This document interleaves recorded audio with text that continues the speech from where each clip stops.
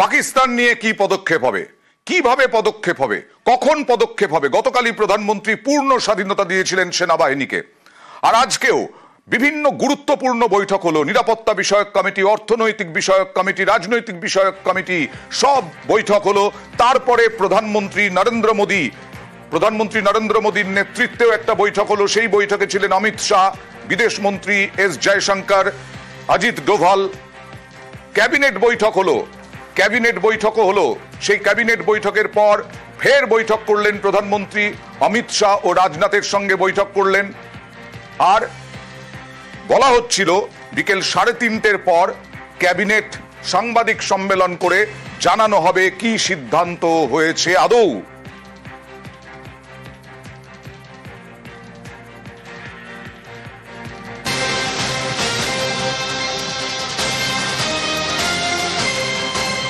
আরো একটা পদক্ষেপ ভারতের। জাতীয় নিরাপত্তা উপদেষ্টা বোর্ড পুনর্গঠন।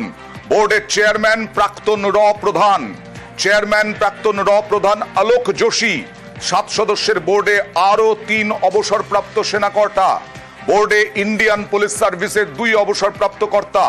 উপদেষ্টা বোর্ডে অবসরপ্রাপ্ত আইএফএস অফিসারও।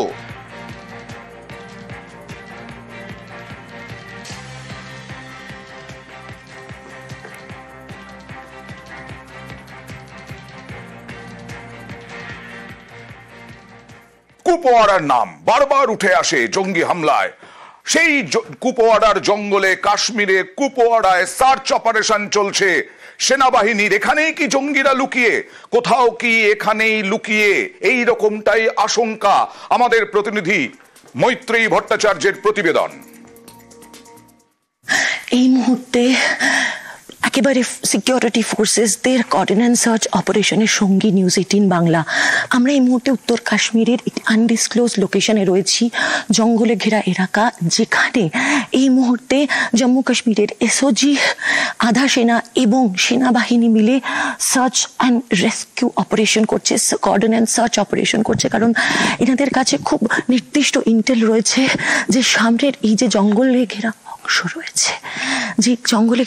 রয়েছে সেখানে লুকিয়ে রয়েছে মিলিটেন্টসরা, এবং সেই খবর পেয়ে এই মুহূর্তে সার্চ অপারেশনের জন্য তারা এগোচ্ছে এবং অত্যন্ত জীবনের ঝুঁকি নিয়ে এখানে এসে পৌঁছেছি আমরাও।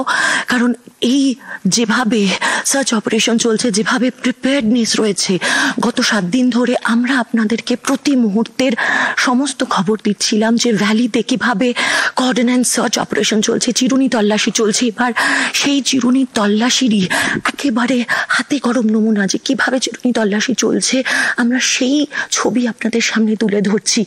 এই মুহূর্তে আমরা জোরে কথা বলতে পারবো না, তার কারণ আমরা জানি না, অত্যন্ত সেন্সিটিভ এই এলাকা এবং এখানে আমাদের নিরাপত্তার ঝুঁকি রয়েছে। এবং যে সমস্ত সিকিউরিটি ফোর্সেসের অফিসার এবং জওয়ানরা আমাদের সঙ্গে রয়েছেন, তারা চেষ্টা করছেন, আমাদের জীবনেরও ঝুঁকি রয়েছে এবং তারা চেষ্টা করছেন আমাদেরকেও কভার দেওয়ার এবং একই সঙ্গে এই সার্চ অপারেশন করার।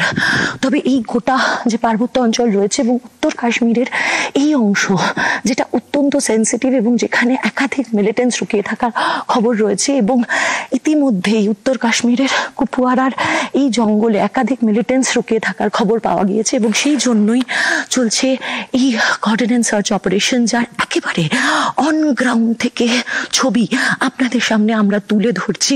আপনারা বুঝতেই পারছেন অত্যন্ত সেন্সিটিভ এলাকা, এখানে আর বেশি এগোনো আমাদের পক্ষে সম্ভব হবে না, কিন্তু এই যারা সিকিউরিটি ফোর্সেসরা রয়েছেন তারা এগিয়ে যাবেন এবং তারা গত কয়েকদিন ধরে তারা যে সার্চ অপারেশন চালাচ্ছেন সেই সার্চ অপারেশন তারা এগিয়ে নিয়ে যাবেন। উত্তর কাশ্মীর থেকে ক্যামেরা পার্সন আপু পাঠকের সঙ্গে মৈত্রেয়ী ভট্টাচার্য, নিউজ 18 বাংলা।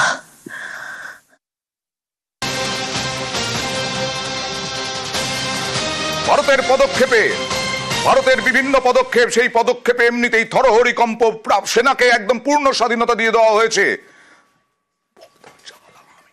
2-3 দিনের মধ্যেই ভারতের প্রত্যাঘাত, আর এই আশঙ্কায়, আতঙ্কে, থরহরিকম্প, 2-3 দিনে ভারতের প্রত্যাঘাতের আশঙ্কা করছে পাকিস্তান। আর সেখানেই থরহরিকম্প। পাকিস্তান খুব ভালো করে জানে ভারত কি আর পাকিস্তান কি।